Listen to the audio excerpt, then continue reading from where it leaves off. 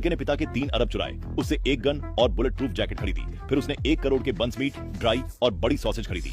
जैसे ही उसने ये सामान गोदाम में रखा, देखा कि डिब्बे गायब हो गए थे, वो भी अचानक से।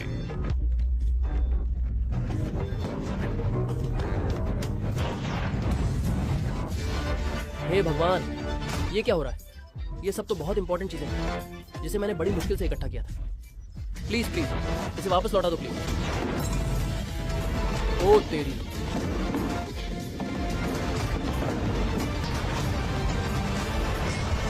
उसे क्या पता था कि इसी जगह पर 2000 साल पहले तियानचियोंग राज्य की महारानी आसमान से प्रार्थना कर रही थी ताकि वो आपदा झेल रहे लोगों को बचा सके। कौन जानता था कि अगले ही पल लड़के का सारा सामान पल भर में वहां पहुंच गया। महारानी ने जब देखा कि आसमान से इतनी सारी मीट, ड्राई बंस और सॉसेज आए हैं तो वो उत्साहित हो गई।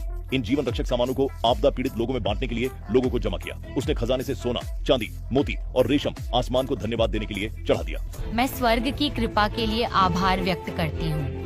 अब मैं सोना, चांदी और रत्नों को अर्पित करना चाहती हूँ और प्रार्थना करती हूँ कि स्वर्ग देव राज्य की रक्षा करें।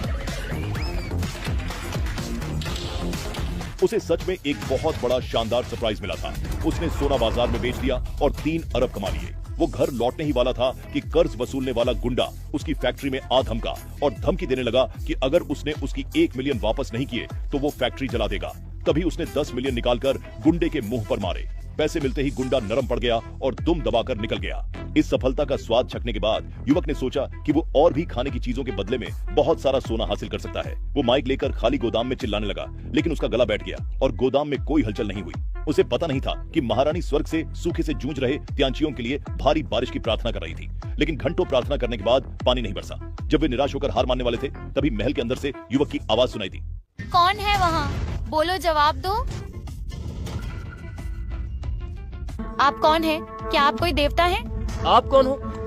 आप भूत वूत तो नहीं हो ना? मैं तियानचियोंग की महारानी यांगशेन हूँ। हमारा देश और कई नगर 2 लाख सैनिकों द्वारा 2 महीने से अधिक घिरे हैं। पानी और अनाज समाप्त हो चुके हैं। पहले देवता ने हमें अनाज दिया था, जिसके लिए मैं हृदय से आभारी हूँ। अब मेरी प्रार्थना है कि देवता हमें पानी दें ताकि तियानचियोंग की कठिनाई दूर हो सके। तियानचियोंग की महारानी?